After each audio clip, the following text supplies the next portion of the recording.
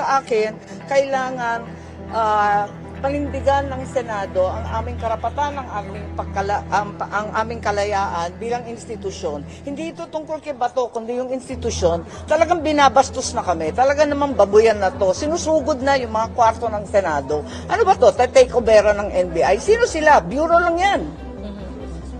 Ma'am, sorry, live na po ulit sa DZWD. Ma'am, so, consistent ma'am ang NBI na ma-serve yung warrant of arrest ng ICC? Oo, pinagpipilitan nila.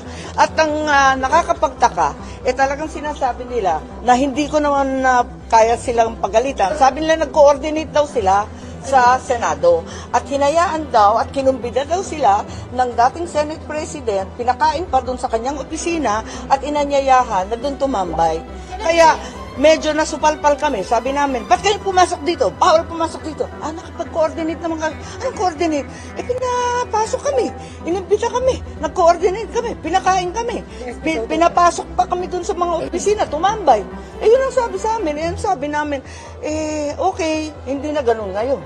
Pero, ang maliwanag, hinayaan sila at inanyayahan pang kumain. Sir, when was this encounter po with the SP Soto? Yung kiniklaim po na kinakain pa raw po. Totoo naman, talaga naman. They were consulted kasi aarestohin daw nila si Bato ng 2 o'clock. So nag-antay sila before 2 o'clock. Pinakain sila. Yun ang pagkaintindi ko dun sa kwento ni Matibag. And then ma'am, kinukuha din nila yung mga NBI agents na Yung mga kinontempt, pilit nilang kinukuha. Tapos sabi namin, pwede ba i-clear muna to ng i-clear muna yung buong Senado, umalis, mag-withdraw muna kayo dito. Andito, umaasta yung mga NBI, kompleto yung long arms, nagla-lockdown. Binubuksan yung mga sasakyan ng mga empleyadong papasok, pati yung papalabas. Ano ba ito? Dapat, ang una, mag-withdraw muna sila. Umalis muna sila rito kasi bago na ang liderato rito, hindi na kami kinonsulta. Ibang usapan na ngayon. Anong naging agreement po ma'am?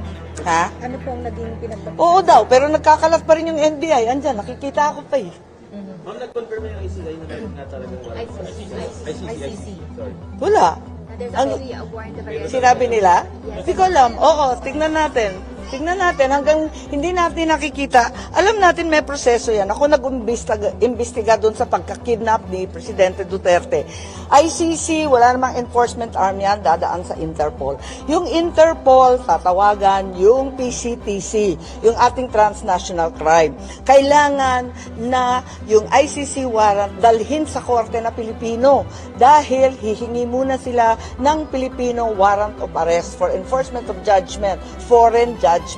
Hindi basta-bastang papasok yan at dadamputin yung isang Pilipino. Bayan natin to eh. Tapos pagkukunin yung mga Pilipino ng basta. Tama ba yun? Ma'am, na-impeach na po si VP Sara. So, paano po? Bago liderato ng Senado?